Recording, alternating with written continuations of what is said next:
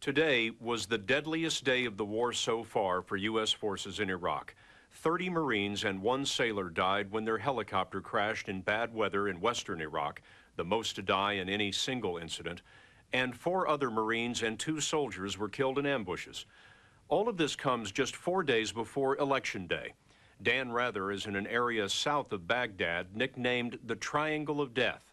There, he met some of the 2,200 Marines who've been waging a 7-month-long battle to make Sunday's elections possible. You've been here a number of months, basically trying to make the place safe enough to hold an election. Roger. That'd be an overstatement? No, that's exactly our mission. Yes, sir. And it's been a difficult mission for Sergeant Kevin Lewis and the rest of the 24th Marine Expeditionary Unit. They travel constantly on dangerous roads. 31 men have died here, and more than 300 have been injured by roadside bombs hidden by an enemy they rarely see.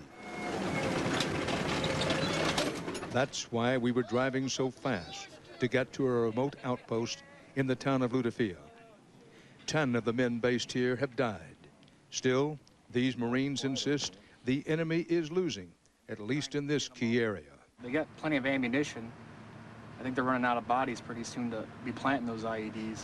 IEDs are what the Marines call the roadside bombs. They killed 3 men in Sergeant Eric Abbott's squad. Are those kinds of incidents increasing, decreasing, or about the same as when you got here? I believe they're definitely decreasing since we've been here. Is this election going to come off? I believe we're going to make it happen. So does the commanding officer, Colonel Ron Johnson, a 25-year Marine veteran. Colonel, let me ask you, is this election going to come off pretty well? I don't think it's going to come off spot-free. I think you'll be pleasantly surprised at the number of Iraqi citizens who want to put their name on a piece of paper. This is practically the center of the city. Colonel Johnson has made it a priority to keep his troops highly visible. That's why he set up this small outpost in the town of Haswa after bombers leveled the police station. A platoon of 40 Marines moved into the building next door. Colonel, you have to sort of be here to believe it. Right. This thing looks to me like something out of an outpost of the French Foreign Legion in, say, 1930 or so. Yeah, a little Beaugest. Does it strike you that way? It does, but it's secure. It's a strong building. It's a fort. It's a small fort. Yes. Colonel Johnson says the Marine presence has changed life in Haswa. His convoys are being attacked much less frequently. The market is busy. Schools, which were closed last year, are open now. And there's water and electricity most of the time. But the colonel doesn't think that story is getting out. Neither does Sergeant Lewis. I'm tired of hearing the crap, sir. Tell me about that, sir. Tired of hearing the crap. I mean, give me some straight talk. The whole, well, we're barely hanging on, we're losing, the insurgency's growing and all that. We're doing fine. It's just a small amount of people who are actually out there causing problems. I mean, it's a small number, and we're killing them. The Marines are out every day looking for the enemy and trying to round up the old artillery shells used to make the deadly car bombs.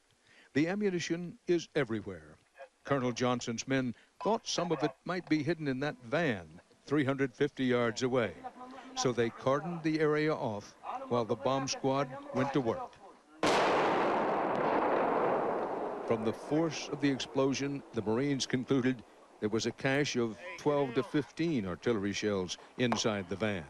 Just glad that none of our guys were coming by there when that thing went off, or could have happened. A lot of people got hurt. No one was hurt thanks to this Iraqi teenager who reported the suspicious van to the police. We've chosen to conceal his identity to protect him. Colonel Johnson believes there's some 1,500 insurgents still on the loose in the Triangle of Death. In 1951, sir, a Bravo Company squad. At a briefing, he was told about one group said to be planning an election day attack with 10 barrels of explosives. Okay, let's go get them. We joined a team of Marines and Iraqi commandos when they launched a raid before dawn the next morning. Number 6. Yeah, use 6 aircraft. 6 aircraft. Okay. Captain Tad Douglas and his team flew on 6 transport helicopters to the town of Jabala. As soon as they arrived, they advanced on one building. But there was no one inside. Wild Bill, Daggerty's here. Roger, be advised, Wild Bill, we are J and B. 4. Over. All right, 12 going in the squad, buddy. Okay, sir. Inside the next building, 2 men were sleeping. Surprised, they screamed as they were ousted from their beds. Douglas and his men moved quickly, finding guns and the type of wiring used to make roadside explosive devices.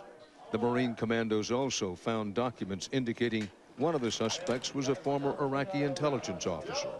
Got IDs right here, man. I've got their 2 IDs already. By dawn, the Marines had rounded up 13 more suspects and returned them to base camp to be interrogated.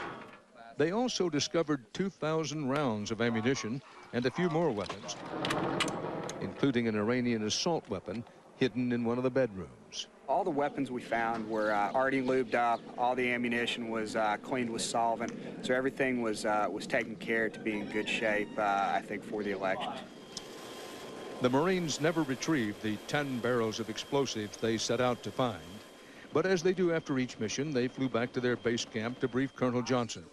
He told us he'd add the names of the detainees to a detailed database showing the 1,000 suspects already in custody and their links to other known or suspected insurgents still out there somewhere. Who are these people who are causing the trouble? Who is it that you're fighting? What we got out here now is a bunch of different people that have different goals and objectives. We got terrorists who just want to maim and kill people. Baathists who now have lost their big power base, their position in life. We have unemployed people that just need a job. Have you found Syrians, Iranians, Jordanians, Lebanese? Are they the people causing most of the trouble? No. I can count on one hand how many foreigners of outside this country. Well, what you just described for me is different from what I believe, I'm prepared to say I know, is most Americans' perception. That is that you are fighting people who are in one way or the other connected to Osama bin Laden or Zarqawi, one of the major terrorist leaders on the outside. Has that been your experience? I do not dispute that bin Laden and Zarqawi are providing a message for these people. But to say that they are linked is really stretching it. What we have here is a multitude of different groups that all have their own goals and objectives. There are also plenty of low-level criminals, the colonel thinks, ready to sell all the individual ingredients to make a roadside bomb. Is it or is it not fair to describe that some of what you're fighting is a loosely linked crime organization? The best analogy that I can give you in the American people, Dan, is if you can remember the Gambino crime family in New York, that's what we're dealing with here. What I'm dealing with is gangsters, criminals, thugs, who are opportunists. They want to try to make some money, and they are trying to take advantage of the situation. But as soon as one gets in the way, they have no hesitation about going over and trying to whack the other guy. And the colonel acknowledges he's been more successful in arresting the mafia-like foot soldiers than the syndicate bosses who are financing the local terror attacks. 4 days now until the election, and Colonel Johnson's Marines are changing tactics. They have been very publicly showing force, but on election day, they hope to be nearly invisible. They'll come in for backup if there are widespread terror attacks. But the Iraqi police are to handle polling place security, and if they need backup, they won't call the Marines first. Instead, they'll call up a special unit sponsored and trained by Colonel Johnson's men. An Iraqi SWAT team from the town of Hilla. There is widespread criticism all over the country of the ineffectiveness of the Iraqi police and security forces and reports of widespread defections. But the Marines say they can rely on this SWAT team. Don't do it for them. Let them do it themselves. Quit babying them. Staff Sergeant Dutch Homan just wishes he had more time to train the Iraqis. You're going to hit them no matter how far away you get. This is what we consider a short course. All right, the original SWAT crew, before they upped the numbers, got a 2 to 4 week training package. These gentlemen here are getting 4 days. That's a short course. We're getting ready for the elections, and they've come a long way. That's all the time that's left. And Colonel Johnson is doing his best to open roads, secure bridges, and increase security at roadblocks. These are the two guys that we captured. He is posting wanted signs for known killers and troublemakers. And he's about to set up hundreds of barriers at polling places in an effort to stop suicide bombers.